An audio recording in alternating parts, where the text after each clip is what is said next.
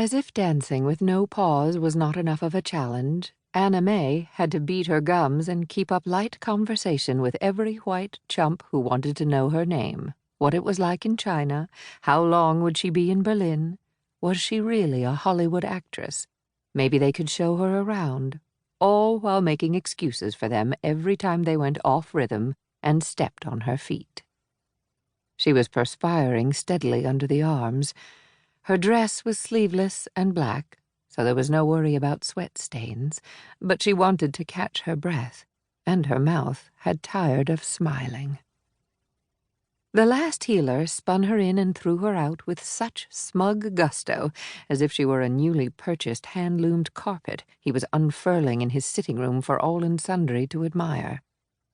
As the tune petered out, he leaned in. She thought he was bowing his thanks. "Just so you know," he whispered right by her ear, "I'm a high roller on this continent." Unsure of what she was supposed to do with this information, she went with it.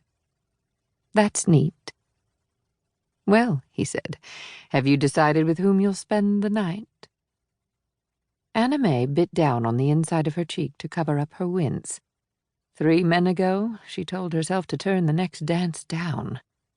Each time as the following guest stepped up, she found herself unable to say no, and she saw that in any case everyone was more than happy to misread her hesitation for shyness, even anticipation, as they took her hand. What she found repellent here was her unvarying incapacity, at times like these, to react in immediate accordance with her own feelings. She found it easier to fleece herself than to leave someone else less room to stand. Things had to hit the skids before she insisted on her terms. As the music changed, finally, she curtsied politely away from the next man in line. He, middle-aged and greasy-haired, was not amused by her rejection. "After all," he said in German-edged English, refusing to budge as he waved his cane at the queue and his place in it, "who must you think you are?"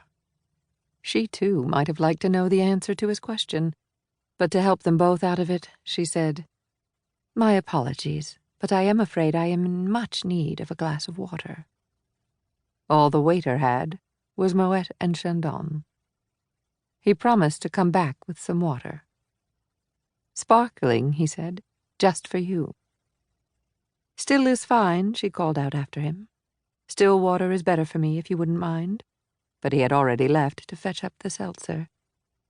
When Anna May turned back, a flower-faced brunette in a long-sleeved metallic knit dress was standing rather too close, introducing herself as "just like you, also an actress, but here in Berlin." She was well dressed, if in the self-conscious way of a freshly clipped poodle, and she had quick, darting eyes. With no small talk, she wanted practical tips for transitioning into Hollywood. "Already I have appeared in several Berg films," the brunette said. "Are there mountain movies in America? Do I need an agent?" "I'm not sure about mountains," Anna May said, "but as long as it has a love story—" "It's true, isn't it?" A blonde stepped in, interrupting their conversation apropos of nothing. Only pansies know how to dress like a sexy woman. Anna May did not know what she was talking about, but the woman had a charmingly nasal voice. A wavy lock of hair came loose across the blonde's forehead as she took a short drag on her cigarette, tucked vertically into a holder shaped like a pipe.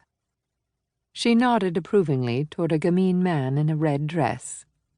The man's dress was cut down to his coccyx, and he was on the arm of a man in a velvet smoking jacket, with a matching wine-red rose for a boutonniere in his lapel.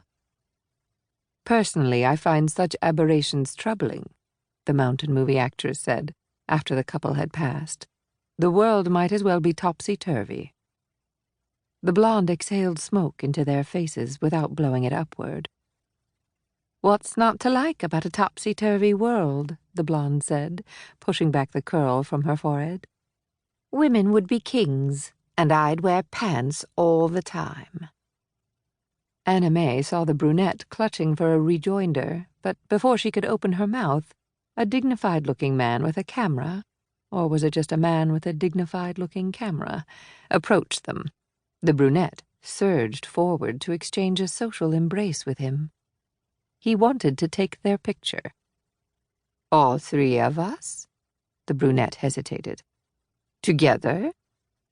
"Yes," the photographer said, "if they found themselves suitably inclined."